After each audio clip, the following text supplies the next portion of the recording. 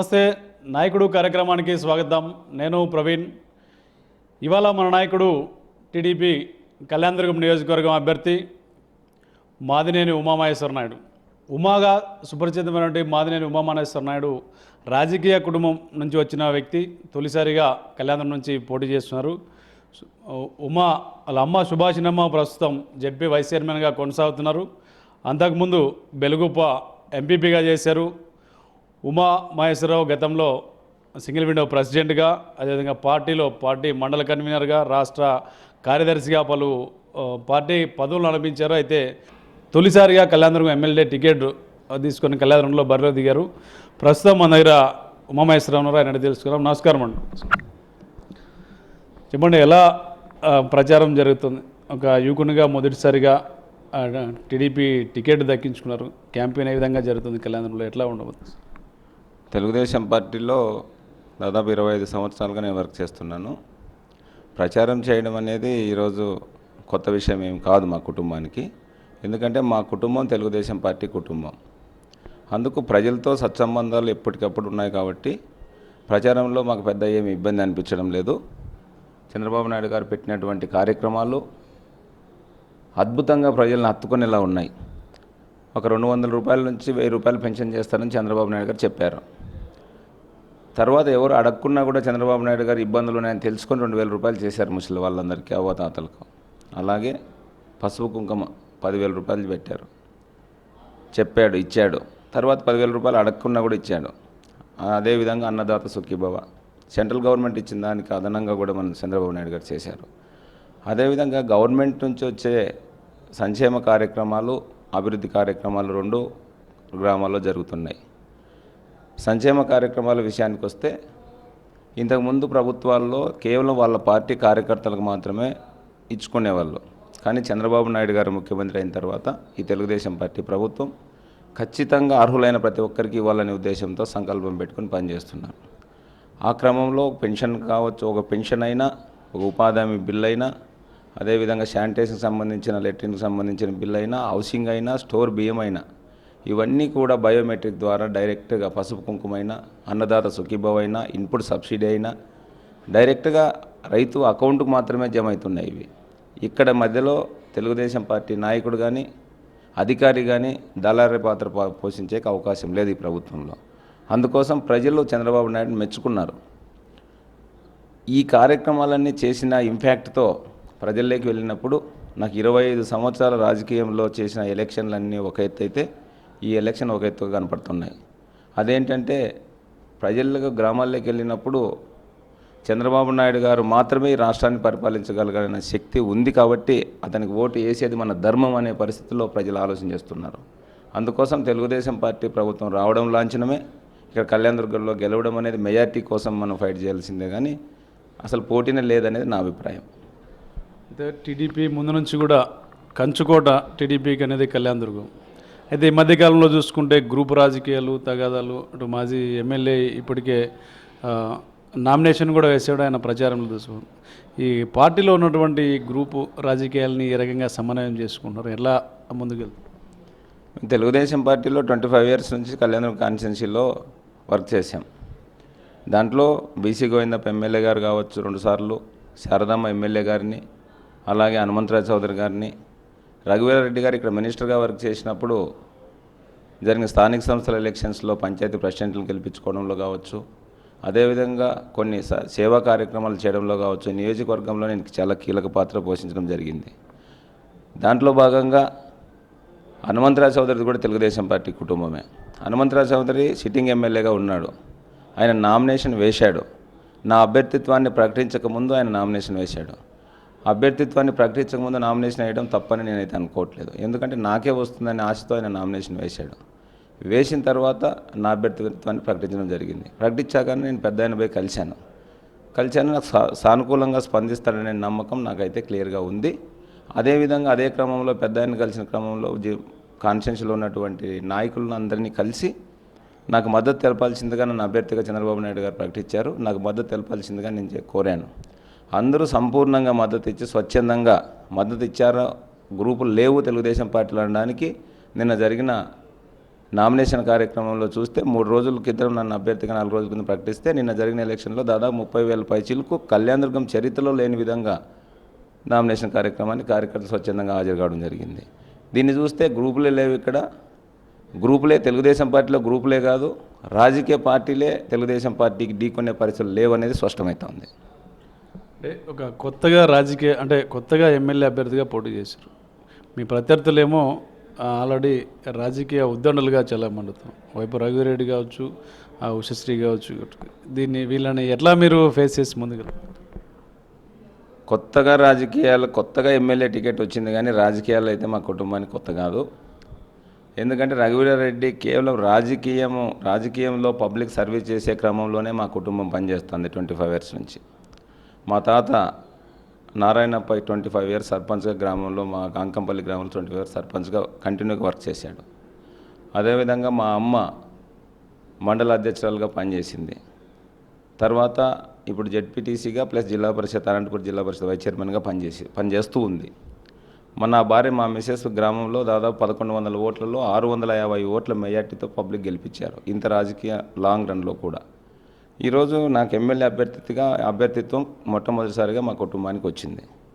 కాబట్టి రాజకీయాలు ప్రత్యర్థులు ఎంతటి వాళ్ళైనా మేము లెక్క చేసే పరిస్థితి అయితే నాకు లేదు. ఎందుకంటే నాకున్నటువంటి పబ్లిక్లో ఉన్నటువంటి అనుభవంతో రఘువీరారెడ్డి కేవలం రాజకీయాలు మాత్రమే చేస్తాడు, సర్వీస్ చేయడు. ఎందుకంటే 5 సంవత్సరాలు రఘువీరారెడ్డి ఈ నియోజకవర్గంలో ఎమ్మెల్యేగా అయ్యాడు, మంత్రిగా పనిచేశాడు. మంత్రి పదవి పోయిన మరుసటి నిమిషంలోనే కాన్స్టిట్యున్సీని వదిలిపెట్టేసి పెనుగొండకు పోయి పోటీ చేశాడు. పెనుగొండలో ఓడిపోయాడు.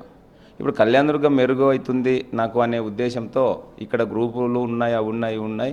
కళ్యాణదుర్గం ప్రజలను మళ్ళీ ఒకసారి అవకాశం ఇస్తారేమో అనే ఆశతో రఘువీరెడ్డి వచ్చారు. కానీ తర్వాత ఎమ్మెల్యే పదవి, మళ్ళీ మంత్రి పదవి, ఇంకోటి కావాలనే ఆలోచనతో వచ్చాను. పబ్లిక్ సర్వీస్ చేయాలనే ఆలోచన రఘువీరెడ్డికి లేదు. అదేవిధంగా వైసీపీకి సంబంధించిన అభ్యర్థిని పరిశీలిస్తే వైసీపీ ఇక్కడ తెలుగుదేశం పార్టీని తట్టుకోవడం, మమ్మల్ని తట్టుకోవడం ఇక్కడ వైసీపీ క్యాడర్కు నాయకులకు సాధ్యం కాదు. అది గుర్తించి స్థానిక లాస్ట్ టైం పోటీ చేసిన అభ్యర్థి కావచ్చు, ఇక్కడ అభ్యర్థి దొరకని పరిస్థితిలో బెంగళూరు నుంచి ఆమెను దింపడం జరిగింది.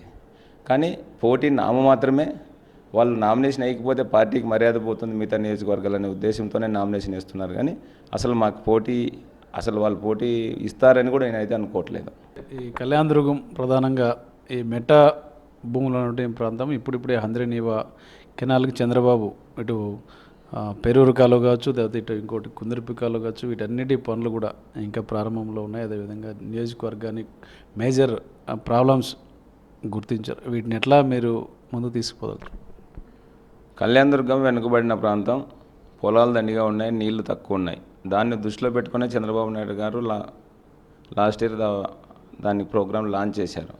కానీ చంద్రబాబు నాయుడు గారు ఆ ప్రోగ్రాం నత్తనడక సాగుతూ ఉంది. అందుకోసం అది ఖచ్చితంగా 116 చెరువులకు నీళ్ళు ఇచ్చే కార్యక్రమము కావచ్చు, అలాగే 116 చెరువులకు నీళ్ళు ఇచ్చే కార్యక్రమం కావచ్చు, అలాగే సాగు విస్తీర్ణం తీసుకొచ్చే ప్రక్రియలో ఖచ్చితంగా 2 సంవత్సరాల్లో చంద్రబాబు నాయుడు గారి ఆశీస్సులతో ఖచ్చితంగా ముందుకు తీసుకెళ్తామని చెప్పి సందర్భంగా తెలియజేస్తూ, అలాగే ప్రభుత్వానికి, ప్రజలకు ఈ ఎమ్మెల్యే పదవి ద్వారా వారధిగా ఉండి ఖచ్చితంగా మా ప్రాంతాన్ని, అంటే కళ్యాణదుర్గం ప్రాంతాన్ని 25 సంవత్సరాలు ప్రజలతో పనిచేసిన అనుబంధం ఉంది. పార్టీలో క్రమశిక్షణగా పనిచేసినటువంటి అనుభవం ఉంది. చంద్రబాబు నాయుడు గారి ఆశీస్సులు ఉన్నాయి. ఎక్కడా జిల్లాలో గ్రూపు రాజకీయాలతో నాకు సంబంధం లేదు. నేను తెలుగుదేశం పార్టీ కార్యకర్తగానే ఈ స్థాయికి ఎదిగాను. తెలుగుదేశం పార్టీ పైన నమ్మకం ఉంది. చంద్రబాబు నాయుడు గారు నమ్మకం పెట్టారు. నాకు వచ్చినటువంటి ఈ ఎమ్మెల్యే పదవితో ఖచ్చితంగా నియోజకవర్గాన్ని జిల్లాలో అగ్రస్థానంలో నిలపాలనే ధ్యేయంతో పనిచేయాలనేది నా సంకల్పం. ఆ విధంగా చంద్రబాబు నాయుడు గారి ఆశీస్సులతో ఖచ్చితంగా తీసుకెళ్తాననే నమ్మకము, క్లారిటీ నాకు క్లియర్గా ఉంది. ఆ విధమైన సపోర్ట్ కూడా నాయకుల్లోనూ కార్యకర్తల్లోనూ ఉంది కాబట్టి చేయగలుగుతామనే నమ్మకం ఉంది. అదేవిధంగా మున్సిపాలిటీలో, కళ్యాణదుర్గం మున్సిపాలిటీలో కొన్ని రోడ్లు వైడనింగ్ విషయం కావచ్చు, రోడ్లు బిల్డింగ్లు కొట్టిన తర్వాత కొంచెం నష్టపరిహారం విషయం కావచ్చు, షాపింగ్ కాంప్లెక్స్ కట్టే విషయం కావచ్చు, ఇవన్నీ కొన్ని సమస్యలు ఉన్నాయి. ఈ సమస్యలన్నీ ఒక అవగాహన తీసుకొచ్చుకొని ఏ ఒక్క వ్యక్తికి నష్టం జరగకోకుండా ఉండే విధంగా దాన్ని ఒక రూపకల్పన చేసుకొని చంద్రబాబు నాయుడు గారి దగ్గర నుంచి నిధులు తీసుకొని ఖచ్చితంగా మున్సిపాలిటీని కూడా షాపింగ్ కాంప్లెక్స్ కట్టి రోడ్లు వైడనింగ్ కార్యక్రమాన్ని పూర్తి చేసి నష్టపరిహారం ఇచ్చే కార్యక్రమం కూడా కంప్లీట్ చేసి తెలుగుదేశం పార్టీ అంటే ఈ విధంగా పనిచేస్తుంది అనే విధంగా ప్రజల్లోకి తీసుకెళ్ళి కళ్యాణదుర్గం మున్సిపాలిటీని తాడిపత్రి మున్సిపాలిటీతో సమానంగా తీసుకురావాలనేది మా ఆకాంక్ష. ఆ విధంగా చేయబోతున్నాం. అయితే మీకు పోటీలో ఉన్న ప్రత్యర్థులు కొంత బీసీ వర్గానికి చెందిన వాళ్ళు, ఈ కళ్యాణదుర్గంలో బీసీ ఓటు బ్యాంక్ చాలా ఎక్కువగా ఉంటుంది. సో ఎట్లా మీకు ఆ బీసీ ఓటు బ్యాంక్ని మీరు ఎట్లా డైవర్ట్ చేసుకోగలుగుతున్నారు? ఇక్కడ ఏమైనా ప్రత్యర్థులు ఏమైనా డైవర్ట్ అయ్యే అవకాశం ఉందా ఏంటి అసలు? తెలుగుదేశం పార్టీలో బీసీలకు మాత్రమే పెద్దపీట. మిగతా పార్టీలని బీసీల ఓట్లను తీసుకోవడానికి మాత్రమే బీసీ కార్డు వాడతారు, కానీ వేరే విధమైన అవకాశం ఉండదు. కానీ తెలుగుదేశం పార్టీ బీసీలకు అన్ని విధాలుగా, ఇప్పుడు ఉదాహరణకు తీసుకుంటే మన పక్క కాన్స్టిట్యున్సీలో మంత్రిగా కాళు శ్రీనివాసులు గారు పనిచేస్తున్నారు, నిమ్మల కిష్టప్ప గారు ఎంపీగా పనిచేస్తున్నారు, పార్థసారథి గారు ఎమ్మెల్యేగా పనిచేస్తున్నారు. సీట్ల పంపిణీ విషయానికి వస్తే కూడా వైఎస్ఆర్సీపీలో దాదాపు రెడ్డి కులస్తులకే ఎక్కువ ఇచ్చారు. ఇక్కడ కళ్యాణదుర్గం నియోజకవర్గానికి వస్తే రఘువీరారెడ్డి గారు బీసీ అయినా కూడా ఆయన కేవలం రాజకీయ ప్రయోజనాలకే వచ్చాడు అనేది ప్రజలందరికీ తెలిసిన విషయం. కాబట్టి రఘువీరారెడ్డిని ఆదరించే పరిస్థితి లేదు. అదేవిధంగా ఇక్కడ నుంచి వచ్చినటువంటి ఉషా వైఎస్ఆర్సీపీ అభ్యర్థి ఒక బీసీ కమ్యూనిటీకి చెందిన అభ్యర్థిగా వాళ్ళు ప్రచారం చేసుకున్నా కూడా ఆమె కూడా రఘువీరారెడ్డి లాగే కేవలం రాజకీయ అవసరాల కోసం మాత్రమే ఇక్కడికి వచ్చారనేది ఈ ప్రజలందరికీ తెలుసు. కాబట్టి ఖచ్చితంగా స్థానికులైనటువంటి నాకు ఇక్కడ ఉన్నటువంటి తెలుగుదేశం పార్టీలో ఉన్నటువంటి బీసీలు కానీ, ఎస్సీలు కానీ, ఎస్టీలు కానీ, మైనార్టీలు కానీ, క్రిస్టియన్స్ కానీ అన్ని వర్గాల్లో నన్ను కుటుంబ సభ్యులుగా హత్తుకొని ఖచ్చితంగా నా గెలుపు కోసం అందరూ పనిచేస్తున్నారు స్వచ్ఛందంగా.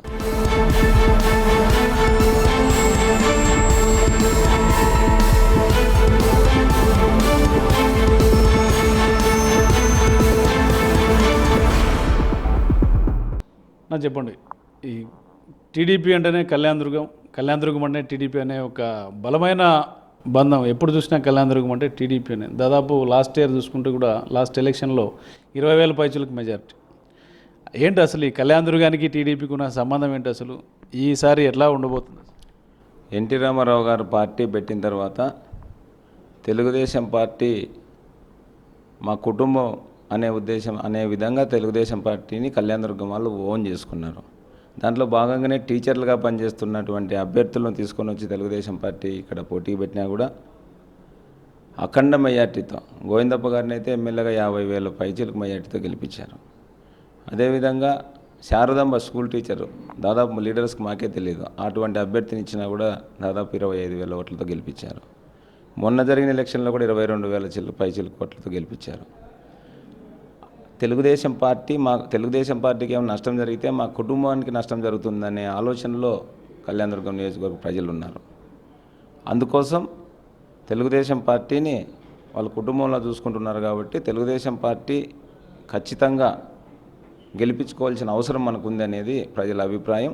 అదేవిధంగా ఇప్పుడున్నటువంటి పరిస్థితుల్లో చంద్రబాబు నాయుడు గారు మాత్రమే ఈ రాష్ట్రాన్ని కాపాడగలరు అనే ఆలోచన ప్రజల్లోకి వచ్చేసింది. ఎందుకంటే మన కేంద్ర నరేంద్ర మోడీ గారు మనం రకరకాల ఇబ్బందులు పెడుతున్నాడు. అదేవిధంగా పక్క రాష్ట్ర ముఖ్యమంత్రి కేసీఆర్ గారు ఆంధ్రప్రదేశ్ దెబ్బతీయాలని చూస్తున్నారు. మన రాష్ట్రంలో ఉన్నటువంటి ప్రతిపక్ష నేత కూడా వాళ్ళతో కలిసి కుట్రలు పన్ని మన ఆంధ్రప్రదేశ్ని ఇబ్బందులు పెట్టాలని చూస్తున్నారు. దీంట్లో భాగంగానే ప్రజలందరికీ అర్థమైపోయి కేవలం వాళ్ళ రాజకీయాల కోసం, పదవుల కోసం మాత్రమే మమ్మల్ని వాడుకుంటున్నారనేది ప్రజలకు అర్థమైపోయింది. ఒక చంద్రబాబు నాయుడు గారు మాత్రమే ప్రభుత్వానికి వచ్చినటువంటి ఆదాయాన్ని మాకు చేరవేస్తాడు అనే నమ్మకం ప్రజల్లో కలిగింది, విశ్వాసం కలిగింది. ఆ నమ్మకంతో ఇప్పుడు చంద్రబాబు నాయుడు గారిని ఖచ్చితంగా మనం అధికారులు తీసుకొచ్చుకోవాలి అనే ఉద్దేశంతో రాష్ట్రం అంతా అనుకుంటున్నారు. దాంట్లో భాగంగా కళ్యాణదుర్గం ఇంకా అత్యంత ఉత్సాహంగా పనిచేసి చంద్రబాబు నాయుడు గారిని తెచ్చుకోవాలి అని అనుకుంటున్నారు. అలాగే ఉమామహేశ్వర్ అనే నేను 25 సంవత్సరాలుగా కష్టపడి నియోజకవర్గంలో పనిచేశాను. కాబట్టి ఖచ్చితంగా ఇతను కూడా మా కుటుంబ సభ్యుడు అని చెప్పి అందరూ ఫీల్ అయ్యి ఖచ్చితంగా మాకు ఈ అభ్యర్థిని గెలిపించుకుంటే చంద్రబాబు నాయుడు గారి లాగా ఆయన ఆశీస్సులతో మాకు పని చేస్తాడు, మా కుటుంబాల్లో వెలుగులు నింపుతారనే ఆలోచనతో ఉన్నారు కాబట్టి ఖచ్చితంగా మా గెలుపు గురించి ఆలోచన చేసే పరిస్థితి లేదనేది నా అభిప్రాయం. అయితే వైపు వైఎస్ఆర్సీపీ వాళ్ళు విస్తృతంగా ప్రచారం చేస్తున్నారు. ఫ్యాన్ గాలి ఈ రాష్ట్రంలో కొనసాగుందంటారు. ఈ నవరత్నాలు కానీ ఇంకోటి కానీ జనాల్లోకి విపరీతంగా తీసుకెళ్తున్నారు.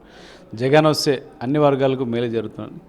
ఈ వైఎస్ఆర్ ప్రచారాన్ని కానీ నవరత్నాలు వీటన్నిటిని మీరు ఎట్లా చూస్తున్నారు? పార్టీ కానీ మీరు కానీ ఎట్లా చూస్తున్నారు? వైఎస్ఆర్ ప్రచారాన్ని ప్రజలు నమ్మే మేము కాదు కానీ ప్రజలు నమ్మే పరిస్థితులు లేరు. ఎందుకంటే ఫ్యాన్ ఏమో ఆంధ్రప్రదేశ్లో ఉంటుంది, దాని స్విచ్ ఏమో తెలంగాణలో ఉంటుంది, దానికి పవర్ ఏమో ఫీజు ఏమో ఢిల్లీలో ఉంటుంది. ఢిల్లీలోనే పవర్ కట్ అయిపోతూ ఉంది. నరేంద్ర మోడీ గారు అధికారంలో రాలేకపోతున్నారు కాబట్టి ఆంధ్రప్రదేశ్లో ఫ్యాన్కి అవకాశం ఉంది కాబట్టి టోటల్గా తిరస్కరించేశారు. వైఎస్ఆర్ పార్టీని ఆంధ్రప్రదేశ్ ప్రజలు పూర్తిగా తిరస్కరించారు. కాంగ్రెస్ని ఏ విధంగా తిరస్కరించారో ఈరోజు వైఎస్ఆర్సీపీ పరిస్థితి కూడా అదే. కేవలం సింగిల్ డిజిట్కే రాష్ట్రంలో వాళ్ళ ఎమ్మెల్యేలు పరిమితం అవుతాయి అనేది నా అభిప్రాయం. సో వైపు ఈ నియోజకవర్గంలో సొంత పార్టీలో కొన్ని వర్గాలు కావచ్చు, కొంత వర్గం కావచ్చు, క్యాంపెయిన్ కానీ కొంత మీ ఎమ్మర్ రావడానికి కొంత దూరంగా ఇప్పటివరకు ఉన్నవారిని ఏ రకంగా మీరు సమన్వయం చేసుకుంటున్నారు? కొంత ఈ గ్యాపులు ఏమన్నా సరి చేసుకున్నారు? దాదాపు అందరి నాయకులను వెళ్ళి కలిశాను. నాకున్నటువంటి 25 సంవత్సరాల్లో పార్టీలో పనిచేసిన అనుభవంతో అందరు నాయకులు నాకు సన్నిహితుల్లో తెలిసిన వాళ్ళే కాబట్టి అందరూ పెద్దవాళ్ళు అయితే కొడుకుగా ఆశీర్వదిస్తున్నారు, తోటి వయసు వాళ్ళు అయితే సోదరునిగా ఆశీర్వదిస్తున్నారు. ఖచ్చితంగా అందరూ కలిసి వచ్చి టోటల్గా మొత్తం కలిసి వచ్చారు. ఎవరు లేరు. పెద్ద ఆయన కూడా 1-2 రోజుల్లో నామినేషన్ విత్డ్రా చేసుకొని ఖచ్చితంగా నాతో పాటు తిరిగి నా గెలుపు సహకరిస్తారని చెప్పి నేను పూర్తిగా నమ్ముతున్నాను. ఓవరాల్గా నియోజకవర్గం మొత్తం చూసుకుంటే అటు ట్రయాంగిల్ ఫైట్ అని చెప్పుకోవచ్చు. మిగతా నియోజకవర్గాలతో కొంత కంపేర్ చేసుకుంటే వైఎస్ఆర్సీపీ, టీడీపీ ఉంటుంది కానీ ఇక్కడైతే మీకు కాంగ్రెస్ కూడా ఒక బలమైన ప్రత్యర్థి. ఈ ట్రయాంగిల్ ఫైట్లో మీరు ఎట్లా విన్ కాబోతున్నారు? అంటే ఓట్ బ్యాంక్ కొంత డైవర్ట్ అయ్యే అవకాశం కూడా ఉంది. అంటే అసలు ఫైటే లేదు అని చెప్తున్నాను నేను. తెలుగుదేశం పార్టీకి ఇప్పుడున్నటువంటి పరిస్థితుల్లో రఘువీరారెడ్డి గారు కాంగ్రెస్ పార్టీ కానీ వైఎస్ఆర్సీపీ కానీ అసలు పోటీనే కాదు. సాక్షాత్ జగన్మోహన్ రెడ్డి గారే ఇక్కడ వచ్చి పోటీ చేసినా కూడా గెలిచే పరిస్థితి లేదు, మాకు పోటీని తట్టుకునే పరిస్థితి కూడా లేదు. ఎన్నికల్లో గెలుపొంది ఉమా ఎమ్మెల్యేగా అయితే అసలు అజెండా ఏంటి? అసలు అంటే గవర్నమెంట్ స్కీమ్స్తో పాటు ఉమాకి ఏమన్నా వ్యక్తిగత అజెండా ఉందా? డెవలప్మెంట్ అని ఒక ప్లాన్ ఏమైనా ఉందా? ఎట్లా చేయబోతున్నారు? ఖచ్చితంగా ఉందండి. చంద్రబాబు నాయుడు గారు ఆశీస్సులతో ఇప్పుడు మనకు పెనుగొండలో కియా ఫ్యాక్టరీ వచ్చింది. ఎంత భూములు రేట్లు పెరిగాయి, ఎంప్లాయ్మెంట్ వచ్చింది, అన్ని రకరకాల అన్నీ జరిగాయి. కానీ ఇక్కడ కళ్యాణదుర్గం నియోజకవర్గంలో కూడా ఇప్పుడు టమోటా ప్రాసెసింగ్ సెంటర్ అనేది ఒకటి అవసరం ఉంది. టమోటా ఎక్కువ రైతులు పండిస్తారు. ఆ టమోటా ప్రాసెసింగ్ సెంటర్కు చంద్రబాబు నాయుడు గారితో మాట్లాడి దాన్ని తెప్పించే క్రమంలో ముందుకు పోయి అదేవిధంగా ఇంకా కూడా ఏదన్నా ఫ్యాక్టరీలు ఇలాంటివి ఏదన్నా అవకాశం ఉంటే ఈ ప్రాంతానికి ఖచ్చితంగా తెచ్చి ఎంప్లాయ్మెంట్ జనరేట్ చేసి 116 చెరువులకు నీళ్ళు ఇచ్చి మున్సిపాలిటీని అభివృద్ధి క్రమంలో తీసుకొచ్చి ప్రభుత్వం నుంచి వచ్చే ప్రతి సంక్షేమ కార్యక్రమాన్ని ప్రజలకు చేరవేసే దిశగా పనిచేసి ఖచ్చితంగా చంద్రబాబు నాయుడు గారు మనకు చాలా మంచి అభ్యర్థి, మనకు నిజంగానే మన కుటుంబ సభ్యుడు అనుకుంటున్నారు. ఇటువంటి అభ్యర్థిని ఇచ్చినందుకు చంద్రబాబు నాయుడు గారు గర్వపడే విధంగా మేము తప్పకుండా రాబోయే రోజుల్లో పనిచేసి ప్రజలను మెప్పించి చంద్రబాబు నాయుడు గారు మెప్పించి అభివృద్ధి నియోజకవర్గాన్ని చాలా అగ్రస్థానం నిలపాలనేది నా ఆలోచన. అయితే మిగతా నియోజకవర్గాలతో కంపేర్ చేస్తే కళ్యాణదుర్గం కొంచెం డిఫరెంట్గా ఉంది. అంటే ఇప్పటికే కొంత ఇరిగేషన్ హంద్రనీవా వర్క్స్ కావచ్చు, మిగతా ప్రాజెక్టులు కావచ్చు, కొంత మిగతా నియోజకవర్గాల్లో పూర్తిగా అవసరం. కళ్యాణదుర్గంలోనే ఇప్పుడు ఇంకా లాస్ట్ ఈ మధ్యనే ప్రారంభించారు ఇటు కుందూరుపికాలు కానీ ఇటు రాయదుర్గం బే కెనాల్ కానీ. సో ఆయకట్టుకి నీళ్ళు వచ్చే అవకాశాలు ఇంకా ఇప్పుడిప్పుడే కనిపిస్తున్నాయి. ఇటు ఇరిగేషన్ మీద కానీ అదేవిధంగా ఈ రైతాంగానికి ప్రధానంగా టమోటా రైతు వేరుసరి గిట్టుబాటు ధర లేక బాగవుతుంది. వీటి మీద ఎట్లా మీరు కొంత ఏమన్నా స్టడీ చేశారా లేదా ఫ్యూచర్లో ఎట్లా దీన్ని టేకప్ చేయబోతున్నారు? ఖచ్చితంగా సమస్య ఉంది. చంద్రబాబు నాయుడు గారు ఈ ప్రాంతానికి నీళ్ళు ఇవ్వాలనే ఆలోచనతో ప్రాజెక్ట్ లాంచ్ చేయడం జరిగింది. రకరకాల ఇబ్బందుల వల్ల ఆ ప్రాజెక్టు ముందుకు సాగలేదు. ఖచ్చితంగా నేను ఎమ్మెల్యే అవగానే మొట్టమొదటిసారిగా ఇరిగేషన్ ప్రాజెక్టు మీద పూర్తిగా సమీక్షించి చంద్రబాబు నాయుడు ఆల్రెడీగా లాంచ్ చేశాడు కాబట్టి దాన్ని పూర్తి స్థాయిలో ముందుకు తీసుకెళ్లే కార్యక్రమం చేసి 1-2 సంవత్సరాల్లో దాదాపు అనుకున్న టార్గెట్ నీళ్ళు ఇవ్వడం, మొట్టమొదటిసారిగా నీళ్ళు ఇవ్వడం అనేది పూర్తి చేసి ఈ గిట్టుబాటు ధర ఇవన్నీ అనేది సమస్య ఉంది. అది ఒక కళ్యాణదుర్గంలో మాత్రమే కాదు అన్ని ప్రాంతాల్లో ఉంది. దాన్ని ప్రభుత్వం దృష్టికి తీసుకెళ్ళి చంద్రబాబు నాయుడు గారి దృష్టికి తీసుకెళ్ళి వీలైనంత వరకు ఖచ్చితంగా దానిని సాల్వ్ చేసే క్రమంలో ముందుకెళ్తాం. సో ఫైనల్గా చెప్పండి, అంటే ఈ ఓవరాల్గా కళ్యాణదుర్గం మీద మీకు చాలా అంటే ముందు సుదీర్ఘకాల రాజకీయ అనుభవం ఉంది. ఈ కళ్యాణదుర్గంలో ఈ ఎలక్షన్ మొత్తం కూడా మీరు చాలా ఎలక్షన్లు చూసారు. ఈ ఎలక్షన్ ఎలా జరగబోతుంది, అసలు మీ విజయానికి దోహదపడే ప్రధాన అంశాలు ఏమున్నాయి?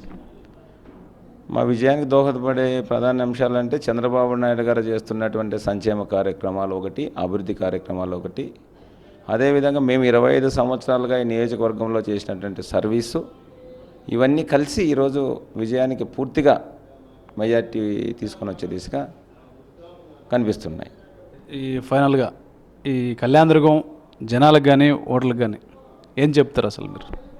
కళ్యాణదుర్గం ప్రజలు నాకు ఓటేసిన దానికి వాళ్ళ కుటుంబ సభ్యునిగా ఏ విధంగా అయితే ఫీల్ అవుతున్నారో ఆ బాధ్యతను పూర్తిగా నిర్వర్తించి నిరంతరం మా ఎమ్మెల్యే పదవి నుంచి వచ్చే ప్రతి రూపాయి కుటుంబానికి కాకుండా ప్రజలకు సేవ చేసే క్రమంలో చంద్రబాబు నాయుడు గారి ఆశీస్సులతో ఖచ్చితంగా పనిచేసి వాళ్ళ మనసును ఇంకా ఎక్కువ ఇప్పుడు ఉన్నటువంటి పరిస్థితి కంటే ఎక్కువ మనసు చూరుకొని ఆ విధంగా ముందుకు పోయి నిరంతరం సర్వీస్ చేయాలనేది నా ఆశయంగా, నియోజకవర్గానికి ఎంత వీలైతే అంత చంద్రబాబు నాయుడు గారితో, ముఖ్యమంత్రి గారితో మాట్లాడి, ఎలాగో తెలుగుదేశం పార్టీ అధికారంలోకి వస్తుంది కాబట్టి ఖచ్చితంగా నేను అనుకున్న కార్యక్రమాలన్నీ కూడా చంద్రబాబు నాయుడు గారి ఆధ్వర్యంలో ఆయన ఆశీస్సులతో ఖచ్చితంగా నెరవేర్చే క్రమంలో ఉన్నాం. ప్రజలు కూడా పెద్ద మెజార్టీ ఇచ్చి చంద్రబాబు నాయుడు గారు మంచి అభ్యర్థిని ఇచ్చారు. మనం కూడా పెద్ద మెజార్టీ ఇచ్చి చంద్రబాబు నాయుడు గారికి గిఫ్ట్ ఇచ్చి ఆ గిఫ్ట్ ద్వారా నియోజకవర్గం చంద్రబాబు నాయుడు గారు మెప్పించి అధిక నిధులు తీసుకొని వచ్చి నియోజకవర్గాన్ని డెవలప్ చేసుకోవాలనే ఆలోచనలో ప్రజలు కూడా ఉన్నారు. ఈ కళ్యాణదుర్గం నియోజకవర్గంలో మీరు గుర్తించినటువంటి ప్రధాన అంశాలు ఏంటి అసలు? మీ ఇప్పటివరకు కూడా అంటే మేజర్ అంశాలు ఏమున్నాయి అసలు? ఎట్లా వాటి మీద, ఈ సమస్యల మీద ఎట్లా ముందుకెళ్తున్నారు? కళ్యాణదుర్గం నియోజకవర్గంలో మొట్టమొదటిగా నీటి సమస్య బాగా ఉంది. చెరువులు చాలా ఉన్నాయి. కాలువల్లో నీళ్ళు ఇవ్వాల్సిన అవసరం ఇప్పటికే జరిగిపోవాల్సిందే, ఇంతవరకు కాలే. టెండర్స్ అయినటువంటి పనులు కూడా నత్తనడక సాగుతున్నాయి. అవన్నీ కూడా ఒకసారి పరిశీలించి ఖచ్చితంగా దానిలన్నింటినీ ముందుకు తీసుకుపోయి, అదేవిధంగా మున్సిపాలిటీకి సంబంధించిన అంశం కీలకంగా ఉంది టౌన్లో. ఆ మున్సిపాలిటీకి సంబంధించి నష్టపరిహారం, బిల్డింగులు కొట్టిన వాళ్ళకి నష్టపరిహారం ఇవ్వడంలో కానీ, అదేవిధంగా మున్సిపల్ కాంప్లెక్స్ కట్టిన విషయంలో కానీ, ఇవన్నీ కూడా ఖచ్చితంగా నష్టపరిహారం తీసుకొని వచ్చి ఈ సమస్యలన్నింటినీ, ఇంకా రకరకాల చిన్న చిన్న సమస్యలన్నీ ఉన్నాయి, చాలా ఉన్నాయి. ఆ సమస్యలన్నీ పూర్తి స్థాయిలో అవగాహన తీసుకొని ఖచ్చితంగా ఆ సమస్యలను తీర్చేదానికోసం ముందుంటాం. ఈ కళ్యాణదుర్గం నియోజకవర్గ ప్రజలకి మీరు ఏం చెప్పదలుచుకున్నారు, ఏం అప్పీల్ చేస్తున్నారు? కళ్యాణదుర్గం ప్రజలకు నమస్కారాలు. చంద్రబాబు నాయుడు గారు మీకు నచ్చిన అభ్యర్థిని ఇచ్చారు. మీరు మెచ్చే విధంగా నేను పనిచేయడానికి సిద్ధంగా ఉన్నాను. ఖచ్చితంగా సైకిల్ గుర్తుకు ఓటేసి, నాకు సైకిల్ గుర్తుకు ఓటేస్తే చంద్రబాబు నాయుడు గారిని అక్కడ ఆశీర్వదించినట్లయితుంది. ఖచ్చితంగా మీకు నిరంతరం సేవకునిగా పనిచేసి, నాయకునిగా కాకోకుండా సేవకునిగా నిరంతరం మీకు పనిచేసి చంద్రబాబు నాయుడు గారి ఆలోచనను, మీ ఆశయాలను నెరవేర్చే క్రమంలో నేను ముందుంటాను. ఖచ్చితంగా మీరందరూ నాకు ఓటేసి నన్ను ఎమ్మెల్యే అభ్యర్థిగా గెలిపిస్తే నిరంతరం 5 సంవత్సరాలు మీకు సేవకునిగా పనిచేస్తానని చెప్పి తెలియజేస్తున్నాను. ధన్యవాదాలు ఉమామహేశ్వర గారు, ధన్యవాదాలు. సో కళ్యాణదుర్గంలో ప్రధానంగా నెలకొని ట్రయాంగిల్ ఫైట్లో మీరు విజయం సాధించాలని చెప్పి హెచ్ఎంటీవీ కూడా ఆకాంక్షిస్తుంది. సో ఇది ఇవాల్టి నాయకుడు కార్యక్రమం. మరో అంశంతో మరి కలుద్దాం. చూస్తూనే ఉండండి హెచ్ఎంటీవీ.